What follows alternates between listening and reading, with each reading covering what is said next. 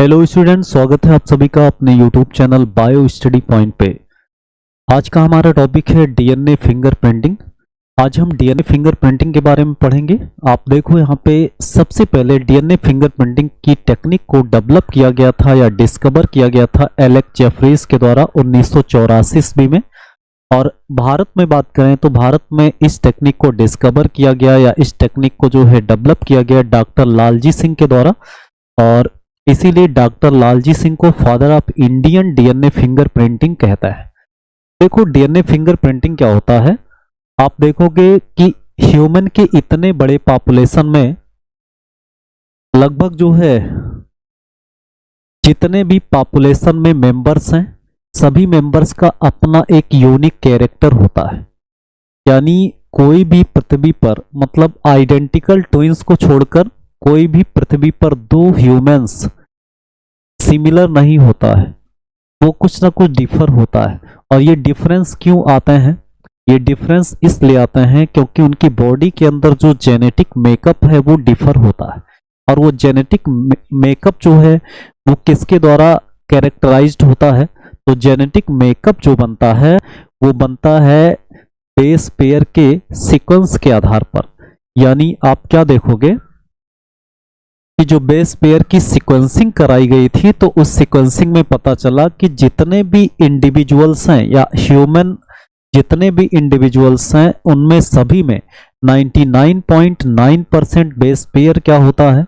Same होता है। बस 0.1% बेस पेयर ही पर्सन टू पर्सन डिफर होता है।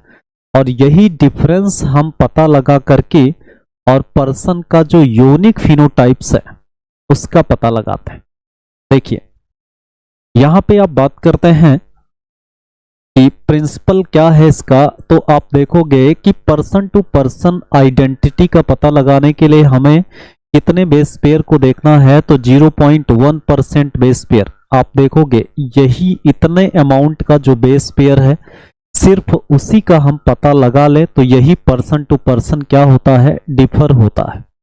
अब देखो इसमें ये जो 0.1% बेस पेयर है यही क्या करता है? आइडेंटिटी या पहचान बनाता है किसी भी पर्सन का। और यही जो है किसका आधार होता है? डीएनए फिंगरप्रिंटिंग का। डीएनए फिंगरप्रिंटिंग का आधार क्या होता है? यही 0.1% जो बेस पेयर है जो पर्सन टू पर्सन डिफर होता है। अब देखो इसमें कि डीएनए फिंगरप्रिंटिंग में होता क्या है। तो डीएनए फिंगरप्रिंटिंग में यहां पे क्या किया जाता है? Identifying differences in some specific regions in DNA sequence called repetitive DNA. मतलब क्या होगा कि आप देखोगे कि जो होल डीएनए है, आप देखोगे जैसे मान लो कि ये होल डीएनए है और इस डीएनए में बेस पेयर का क्या पाया जाता है? सीक्वेंस पाया जाता है। अब देखो सीक्वेंस जैसे मान लो यहां पर ATCG मिल रहा है, उसके बाद फिर क्या मिल रहा है? ATCG मिल रहा है, फिर ATCG मिल रहा है। तो इस तरह से ATCG इसका क्या है? रिपीटेटिव सीक्वेंस पाया जा रहा है। और इसी को किस नाम से जानते हैं? रिपीटेटिव डीएनए कहते हैं। अब आप देखोगे कि मान लो कि एक पर्सन में जो बेस पेयर का सीक्वेंस है वो कुछ ऐसे 4 के बेसिस में क्या हो रहा है? रिपीट हो रहा है। और अगर आप दूसरे पर्सन को देखोगे तो दूसरे पर्सन को आप देखोगे तो उसके डीएनए में हो सकता है कि यहां पे केवल ATC रिलीज मतलब यहां पे ये क्या हो रहा है? रिपीट हो रहा है। तो इसका मतलब यहां पे एक पर्सन ये था जिसका रिपीटेटिव डीएनए में 4 बेस पेयर रिपीट हो रहे थे। एक पर्सन भी है जिसमें 3 बेस पेयर रिपीट हो रहे थे। या फिर आप देखोगे कि ये जो रिपीटिंग सीक्वेंस है इसका नंबर भी पर्सन टू पर्सन डिफर हो सकता है। जैसे यहाँ पे ATCG 3 बार रिपीट हुआ, किसी किसी में 4 बार रिपीट होगा, किसी किसी में 5 बार रिपीट होगा। तो ये डिफरेंसेस होता है रिपीटेटिव डीएनए में। और इसी रिपीटेटिव डीएनए आप देखो यही जो रिपीटेटिव डीएनए है इसी डीएनए को क्या किया जाता है? बल्क ऑफ डीएनए से आइसोलेट किया जाता है। जैसे मान लो यहाँ पर हमें एक सैंपल मिला, सैंपल में हमारे बॉडी का कोई भी सेल हो सकता है, और उस सेल के न्यूक्लियस से हम क्या निकाल लेते हैं, टोटल जीनोम, टोटल डीएनए यहाँ पर निकाल लेते हैं। और टोटल डीएनए निकाल करके इसका क्या करते हैं, सेंट्रीफ्यूगेशन करता है। क्यों करते हैं हम सेंट्रीफ्यूगेशन, क्योंकि हमें उस होल डीएनए में हमें रिपीटेटिव डीएनए को आइसोलेट करना है। मतलब हमें टोटल डीएनए की जरूरत नहीं है, क्योंकि टोटल डीएनए में हमें क्या डिफरेंस देखने को मिलेगा, हमें तो डिफरेंस किस में मिलेगा, रिपीटेटिव डीएनए में। तो हम होल डीएनए से रिपीटेटिव डीएनए को आइसोलेट करेंगे या सेपरेट करेंगे, किस प्रोसेस के द्वारा, सेंट्रीफ्यूगेशन के द्वारा। देखो यहाँ पे जब हम होल डीएनए को सेंट्रीफ्यूगेशन के द्वारा सेपरेट करते हैं तो जो वल्क जीनोमिक डीएनए है, वल्क जीनोमिक डीएनए वो नीचे सेटल हो जाता है क्योंकि ये भारी होता है, और जो रिपीटेटिव डीएनए है वो सरफेस पर ऊपर चला जाता है क्योंकि ये क्या होता है, लाइट होता है, यानी हल्का होता है। अगर इसको हम किस में देखें, पीक के रूप में, यहाँ different peaks during density gradient centrifugation, यानी डेंसिटी ग्रेडियंट सेंट्रीफ्यूगेशन के दौरान कुछ पीक्स बनते हैं। और ये पीक्स जो है, जैसे जो मेजर पीक्स बनेगा, ये मेजर पीक्स किसका बनेगा, तो आप कहोगे ये बल्क जीनोमिक डीएनए का बनेगा, बल्क जीनोमिक डीएनए का ये बनेगा। और जो स्मॉल पीक बनता है वो रिपीटेटिव डीएनए का बनता है। इसका बनेगा रिपीटेटिव डीएनए का बनता है, रिपीटेटिव डीएनए का। और इस रिपीटेटिव डीएनए को किस नाम से जाना जाएगा, तो इसको सैटेलाइट डीएनए कहा जाएगा। इसको क्या कहा जाएगा, सैटेलाइट डीएनए। अब आप देखो हमने क्या किया, उस सेल में हमें क्या देखना है, केवल रिपीटेटिव डीएनए ही तो देखना है, क्योंकि रिपीटेटिव डीएनए ही तो पर्सन टू पर्सन डिफर होगा। हमें बल्क जीनोम से कोई मतलब नहीं है, क्योंकि बल्क जीनोमिक जो डीएनए है वो पर्सन टू पर्सन सिमिलर होगा। केवल डिफरेंसेस किस में मिलेगा, रिपीटेटिव डीएनए में। तो यहाँ सेंट्रीफ्यूगेशन के द्वारा, पीक्स के द्वारा हम जो है उसको आइडेंटिफाई करके आइसोलेट कर लेंगे। तो हमें क्या मिल गया, रिपीटेटिव डीएनए मिल गया। और रिपीटेटिव डीएनए को क्या कहते हैं हम, सैटेलाइट डीएनए कहता है। अब ये जो रिपीटेटिव डीएनए हमें मिला, यहाँ पे आप देखो बल्क डीएनए क्या बनाता है, मेजर पीक, और जो स्मॉल पीक बनाता है उसको सैटेलाइट डीएनए कहता है।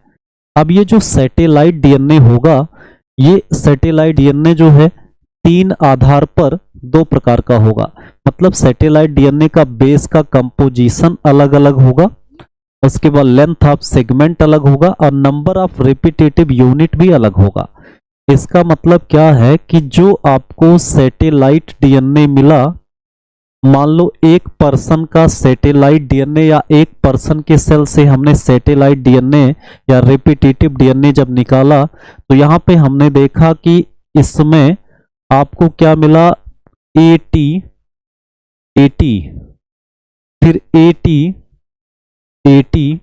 फिर 80, ये क्या रिपीट हो रहा है इस डीएनए में, एडेनिन थाइमिन, ये चार जो है ये क्या हो रहा है, यहाँ पे रिपीट हो रहा है।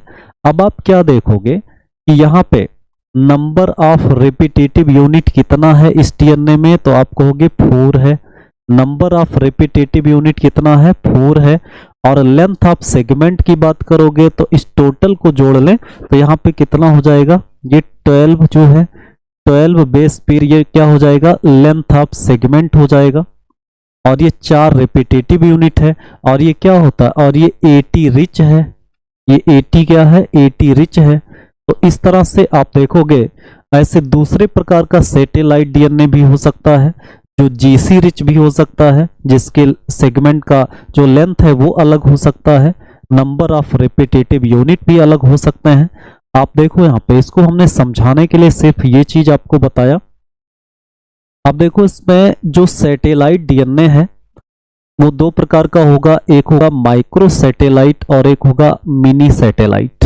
माइक्रो सैटेलाइट क्या होगा, 80 रिच होगा, और इसका लेंथ ऑफ सेगमेंट कितना होगा, 10,000 से 1 लाख बेस पेयर होगा, और नंबर ऑफ रिपीटेटिव यूनिट कितना होगा, 2 से 6 होगा।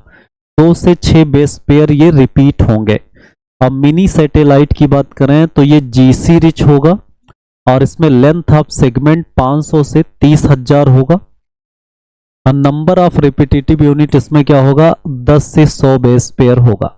मतलब 10 बेस पेयर से लेकर के 100 बेस पेयर तक की यूनिट में ये रिपीट होंगे डीएनए के अंदर। तो जो मिनी सैटेलाइट है इसी को किस नाम से जानते हैं, तो मिनी सैटेलाइट को ही एक नाम से जानते हैं जिसको कहते हैं क्या, बीएनटीआर। क्या कहते हैं इसमें, बीएनटीआर कहते हैं। इसी को क्या कहेंगे, बीएनटीआर। बीएनटीआर का मतलब होता है variable number of tandem repeat. अभी इसके बारे में पढ़ेंगे। और इसी का यूज हम किसमें करते हैं, इसी का यूज हम डीएनए फिंगरप्रिंटिंग में करते हैं। मतलब इसी को डिटेक्ट करके मिनी सैटेलाइट यानी डीएनए में प्रेजेंट मिनी सैटेलाइट में, मिनी सैटेलाइट को उसके रिपीटिंग यूनिट को देखकर, उसमें सेगमेंट के लेंथ को देख करके और हम डिटेक्ट करते हैं कि ये किस पर्सन का ये VNTR है या variable number of tandem repeat है। अब देखो इसमें हुआ क्या, देखो सैटेलाइट डीएनए जो है वो high degree of polymorphism show करेगा और क्या बनाता है, form basis of DNA fingerprinting. आपको हम बताएं जैसे हमने जो है बल्क जीनोमिक डीएनए से जो रिपीटेटिव डीएनए आइसोलेट किया, उस आइसोलेशन में अगर एक पर्सन का देखोगे तो वो कुछ क्या करेगा, कुछ ऐसे ये रिपीट होगा। ये आप समझो ये एक पर्सन का हो गया। अगर दूसरे पर्सन का देखोगे तो ये जो रिपीटिंग यूनिट है इसमें क्या मिलेगा, या तो इसके नंबर में डिफरेंस मिलेगा या तो इसके रिपीटिंग यूनिट नंबर में। यानी ये 4 रिपीट हो रहा है तो दूसरे पर्सन को देखोगे तो वहां हो सकता है 5 या 3 ही रिपीट हो रहा हो, या और भी ज्यादा रिपीट हो रहा हो, या इनका नंबर कम ज्यादा हो। यही वेरिएबिलिटी जो पर्सन टू पर्सन पाई जाती है, यही डीएनए फिंगरप्रिंटिंग का क्या होता है, बेसिस होता है, आधार होता है। अब देखो आप यहां पे हम टेक्निक पढ़ते हैं, टेक्निक ऑफ डीएनए फिंगरप्रिंटिंग। देखो सबसे पहले आपको पता है एलेक्स जेफरी ने 1984 में इसको डेवलप किया। इन्होंने क्या यूज किया, सैटेलाइट डीएनए को किस रूप में, प्रोब के रूप में। प्रोब के रूप में, प्रोब मतलब क्या होता है, ये ओलिगो न्यूक्लियोटाइड होता है जो किसी चीज के जो रेडियो लेबल्ड होता है। हाँ ये भी आपको समझना है कि ये सैटेलाइट डीएनए प्रोब होता है जो क्या करता है, very high degree of polymorphism show करता है। और इसी को जो है variable number of tandem repeat कहते हैं, इसी को VNTR कहते हैं। यानी सैटेलाइट डीएनए को प्रोब के रूप में यूज किया जाएगा जिसमें हाई डिग्री ऑफ पॉलीमॉर्फिज्म पाया जाता है। चलिए VNTR की बात करें तो VNTR जो है ये क्या है, ये सैटेलाइट डीएनए है जिसको मिनी सैटेलाइट कहते हैं। और मिनी सैटेलाइट का कैरेक्टर आप लोगों ने पढ़ा।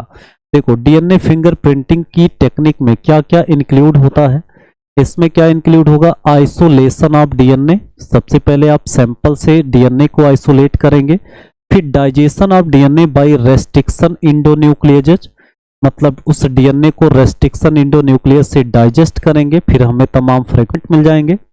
उस फ्रेगमेंट को इलेक्ट्रोफोरेसिस के द्वारा क्या करेंगे, सेपरेट करेंगे। और सेपरेट करने के बाद जो सेपरेशन हुआ उसको जो है ट्रांसफर किया जाएगा किस पर, सिंथेटिक मेम्ब्रेन पर, जैसे नाइट्रोसेलुलोज या नायलॉन पेपर पर। और फिर जो है लेबल्ड VNTR प्रोब से उसका क्या करा जाएगा, हाइब्रिडाइजेशन। और जो हाइब्रिडाइज्ड डीएनए फ्रेगमेंट होगा उसको ऑटो रेडियोग्राफी के द्वारा डिटेक्ट या पता लगाया जाएगा। देखो यहां पर टेक्निक को आप समझो। जैसे मान लो ये किसी पर्सन का ब्लड सैंपल है और ब्लड सैंपल में ब्लड सेल प्रेजेंट होंगे और ब्लड सेल से क्या आइसोलेट किया गया, यहाँ पर डीएनए को निकाला गया कहाँ से, ब्लड सैंपल में जो सेल प्रेजेंट थे। और उसके बाद उसका डाइजेशन कराया गया किससे, रेस्ट्रिक्शन इंडोन्यूक्लियस से। डाइजेशन कराने के बाद इसका क्या कराया गया, इलेक्ट्रोफोरेसिस कराया गया। इलेक्ट्रोफोरेसिस कराने पर क्या होता है कि ये जो डीएनए के फ्रेगमेंट्स होते हैं वो साइज के आधार पर इस इलेक्ट्रोफोरेसिस डिवाइस पर अरेंज हो जाते हैं कुछ पैटर्न में। अब ये जो पैटर्न में अरेंज होते हैं डीएनए के फ्रेगमेंट, जैसे लार्ज साइज के फ्रेगमेंट हमेशा किसकी तरफ होंगे, यहाँ पर बेस की तरफ, और जो स्मॉल साइज के फ्रेगमेंट होंगे वो हमेशा आगे की तरफ चले जाते हैं। तो इस चीज को समझना है। उसके बाद इलेक्ट्रोफोरेसिस कराने के बाद इस डीएनए फ्रेगमेंट का तो सेपरेशन हो गया। अब इसकी क्या कराएंगे, सदर्न ब्लॉटिंग कराएंगे। सदर्न ब्लॉटिंग में क्या होता है कि इलेक्ट्रोफोरेसिस की प्रक्रिया के द्वारा जो डीएनए फ्रेगमेंट्स यहाँ पर सेपरेट हुए थे, या डीएनए फ्रेगमेंट्स जो ऐसे मूव करके और सेपरेट हो गए थे, उस डीएनए फ्रेगमेंट्स को ट्रांसफर कर दिया जाता है किस पर, तो वो ट्रांसफर कर दिया जाता है यहाँ पर किस पर, नाइट्रोसेलुलोज पेपर या सिंथेटिक मेम्ब्रेन पर ट्रांसफर कर दिया जाता है। अब आप ये देखोगे कि इस पर जो है नाइट्रोसेलुलोज या नाइलॉन मेम्ब्रेन पर ऐसा क्या कर दिया गया, डीएनए के फ्रेगमेंट्स को यहां पर सेपरेट कर दिया गया। उसके बाद क्या है, यहां पर रेडियो एक्टिव डीएनए प्रोब यहां पर बनाया जाएगा। यही प्रोब तो पता लगाएगा कि इसमें इसका कॉम्प्लीमेंट, मतलब इसका जो है कॉम्प्लीमेंट इस डीएनए फ्रेगमेंट में कहां पर प्रेजेंट है। अब डीएनए प्रोब को इस सेलुलोज या नाइट्रोसेलुलोज या नाइलॉन मेम्ब्रेन पर ट्रांसफर करता है, और ट्रांसफर करने के बाद क्या होगा, ये जो डीएनए प्रोब है ये जा करके और इस स्पेसिफिक सीक्वेंस से जा करके क्या हो जाएंगे, जहां पर इसके कॉम्प्लीमेंट होंगे वहां पर ये बाइंड हो जाएगा। अब यहाँ पे देखो, the DNA probe bind to specific DNA sequence on the membrane, यानी यहाँ पर हाइब्रिडाइजेशन होगा। और हाइब्रिडाइजेशन होने के बाद क्या होगा, यहाँ पे जब हाइब्रिडाइजेशन हो गया तो जहां जहां हाइब्रिडाइजेशन होगा वहां वहां क्या बन जाएगा, डार्क बैंड बन जाएगा। जहां जहां डीएनए प्रोब आकर के डीएनए फ्रेगमेंट से बाइंड हुआ उस जगह पर क्या बन जाएगा, डार्क बैंड। और क्या होगा, अब डार्क बैंड जहां पर बना उसके ऊपर क्या रखा जाएगा, एक्सरे फिल्म रखा जाएगा। तो जहां जहां पर बाइंडिंग हुई है वहां वहां का डार्क बैंड किस पर ट्रांसफर हो जाएगा, एक्सरे फिल्म पर आ जाएगा। और ये जो जिस पैटर्न में ये बैंड बनता है यही इस पर्सन का क्या हो जाता है, डीएनए फिंगरप्रिंट हो जाता है। यही इस पर्सन का क्या हो जाएगा, डीएनए फिंगरप्रिंट। अब इसकी बॉडी से कोई भी सैंपल अगर मिलेगा उस सैंपल का डीएनए फिंगरप्रिंटिंग कराओगे तो इसी तरह का पैटर्न देखने को मिलेगा। और जब दोनों पैटर्न मैच करेगा तो ये पता चल जाएगा कि उसी पर्सन का सैंपल है। और इसको जो है फॉरेंसिक डिपार्टमेंट में या फिर पैटर्निटी टेस्ट में डीएनए फिंगरप्रिंटिंग को यूज किया जाता है। तो आप जो है इस पूरे डायग्राम को क्या कर लेंगे, बढ़िया से ड्रॉ कर लेंगे, ताकि ये जो है एग्जाम में इसको आसानी से आप बना पाओ। आसानी से इसको बनाने में आपको कोई प्रॉब्लम ना हो और कम समय में और अच्छे तरीके से आप इसको बना लिया करो। चलिए, तो इस तरह से डीएनए फिंगरप्रिंटिंग का जो टेक्निक है वो कंप्लीट हो जाता है।